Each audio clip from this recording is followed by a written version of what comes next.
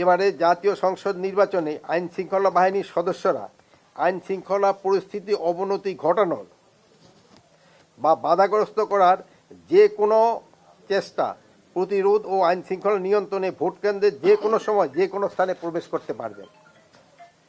সবাই সিদ্ধান্ত নেওয়া হয়েছে যে রাস্তাঘাট বন্ধ করে জনদুর্ভোগ সৃষ্টি করা যাবে না, তাহলে আইন শৃঙ্খলা বাহিনী তাৎক্ষণিকভাবে যথাযথ ব্যবস্থা গ্রহণ করবে। এই বিষয়ে ছাড় দেওয়া হবে না।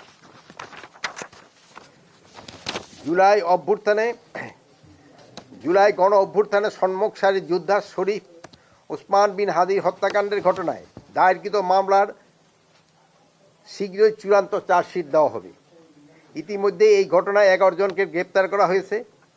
অন্তর্বর্তীকালীন সরকারের এই মামলাটির সর্বোচ্চ গুরুত্ব দিয়ে দেখছেন। মামলাটি দ্রুত বিচার ট্রাইব্যুনাল স্থানান্তর করার সিদ্ধান্ত নেওয়া হয়েছে এবং অন্তর্বর্তীকালীন সরকারের মেয়াদে এই হত্যাকাণ্ডের ন্যায় বিচার নিশ্চিত করা হবে বলে আমরা আশা করি।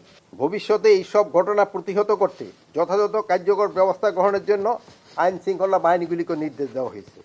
অনেক সময় দেখা যায় যে সহযোগী শেষে ফ্যাসিস্ট এজেন্ট বা নাশকতাকারীরা যাতে বিভিন্ন রাজনৈতিক দলের মধ্যে অনুপ্রবেশ ঘটতে না পারে সেই বিষয়ে রাজনৈতিক দলগুলিকে সতর্ক থাকতে হবে।